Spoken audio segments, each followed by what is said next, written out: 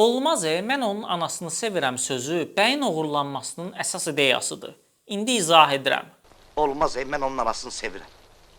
Kimin? Həsənin.